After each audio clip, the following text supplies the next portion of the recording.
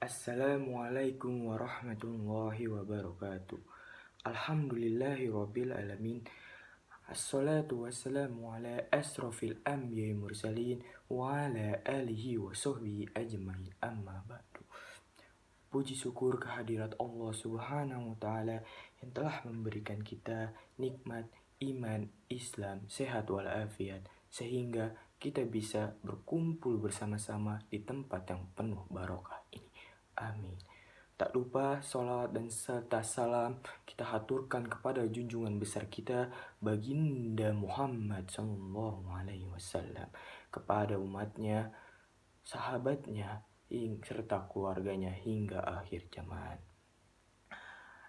Yang terhormat Ketua RW 11 Bapak Teguh Aristianto serta staf dan jajarannya, dan ibu-ibu bapak-bapak yang berbahagia. Alhamdulillah saya diundang dengan penuh rasa kebahagiaan, dengan penuh rasa kebanggaan. Pada kesempatan kali ini saya akan membahas tentang tema cara memikat Tuhan. Cara memikat Tuhan itu memanglah banyak ibu-ibu, bapak-bapak, tetapi saya akan memberikan salah satunya, yaitu adalah bersyukur. Bersyukur menurut Islam yakni wujud terima kasih seorang hamba kepada Tuhannya atas nikmat dan karunia-Nya yang telah diberikan. Bersyukur dapat berupa ucapan maupun sebuah tindakan perbuatan yang menjunjung tinggi atau mengesahkan Tuhannya. Allah Ta'ala berjanji, barang siapa hambanya yang banyak bersyukur, maka akan memberikan segala kenikmatan, segala karunia yang banyak dan melimpah di dunia maupun di akhirat. Amin, amin ya robbal alamin. Tapi bapak-bapak, ibu-ibu, kadang sebagian dari kita lupa akan bersyukur.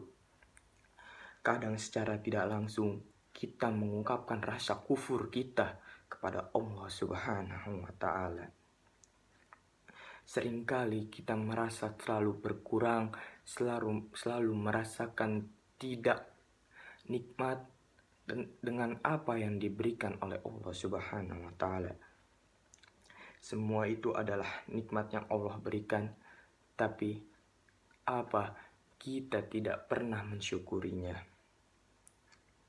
Seringkali kita asik bermain handphone kita, seringkali kita asik bermain WhatsAppan, Facebookan, Instagraman, Twitteran, dan berseluncur di media sosial.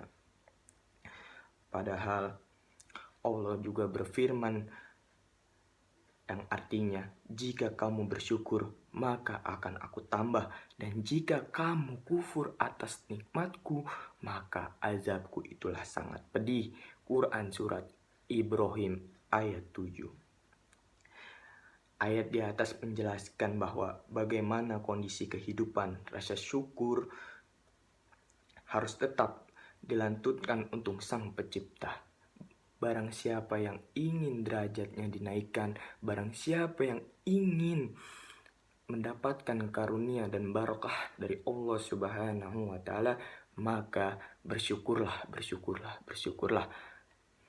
Tapi jika kalian mengkufuri apa nikmat yang telah diberikan oleh Allah Subhanahu wa ta'ala, maka tentu saja kalian akan mendapatkan nikmat azab yang pedih dari Allah Subhanahu wa ta'ala. Na'udzubillahi min zalik. Kita juga bisa mengambil dari pelajaran Nabi Ayub alaihissalam. Beliau seorang nabi yang tertimpa musibah berupa penyakit yang sangat parah, sehingga tetangganya, kerabatnya tidak ada yang mau mendekatinya. Tapi Nabi Ayub selalu bersyukur, tidak pernah kufur, tidak pernah selalu berkeluh kesah atas apa yang dideritanya. Nabi Ayub alaihissalam terus berzikir kepada Allah sepanjang harinya, berbaring dengan penyakitnya. Bayangkan ibu-ibu, bapak-bapak sekalian yang telah diberikan kesehatan, kenikmatan oleh Allah Subhanahu wa Ta'ala, masih sering tidak bersyukur. Mau bagaimana lagi diperingatkan, mau bagaimana lagi cara bersyukur ibu-ibu, bapak-bapak sekalian. Sungguh manusia memanglah makhluk yang selalu merasa kurang. Naudzubillahi min dzalik. Padahal Allah Subhanahu wa Ta'ala juga berfirman dengan mengulang-ulang setiap kalimatnya yang berbunyi fabi ayyi ala'i rabbikuma tukadziban, yang artinya maka nikmat Rabbmu yang manakah yang kamu dustakan. Quran surat Ar-Rahman ayat 16. Jika kita pandai bersyukur dengan yang Allah berikan kepada kita, insya Allah Subhanahu wa Ta'ala akan memberikan kita yang lebih banyak daripada sebelum-sebelumnya. Dan tidak hanya itu, kita juga bisa mendapatkan perhatiannya, kasih sayangnya. Itulah yang paling utama. Imam besar Al-Imam Ibnu Qayyim rahimahumullah menyebutkan bahwasannya syukur itu mempunyai rukun. Yang pertama, rukun mengakui dengan hati bahwasanya nikmat ini adalah dari Allah Subhanahu wa Ta'ala. Yang kedua, ia mengucapkan dengan lisannya puji dan syukur kepada Allah karena sesungguhnya ia tahu dan yakin bahwasannya satu-satunya yang memberikan kenikmatan dan karunia hanya Allah Subhanahu wa Ta'ala. Dan yang rukun yang ketiga, kata Ibnu Qayyim, yaitu menggunakan kalimat nikmat tersebut untuk menaati perintah-perintah Allah Subhanahu wa Ta'ala. Ibu-ibu, bapak-bapak, siapa yang menggunakan seluruh kenikmatan tersebut, sungguh ketika ia gunakan dalam kebaikan dan ketaatan, ketika ia gunakan dalam perkara yang diridhai oleh Ar-Rahman, maka sesungguhnya ia telah mensyukuri nikmat Allah Subhanahu wa Ta'ala. Masya Allah. Ada sebuah cerita, ibu-ibu, bapak-bapak. Seorang bapak yang bekerja sehari-harinya adalah tukang becak.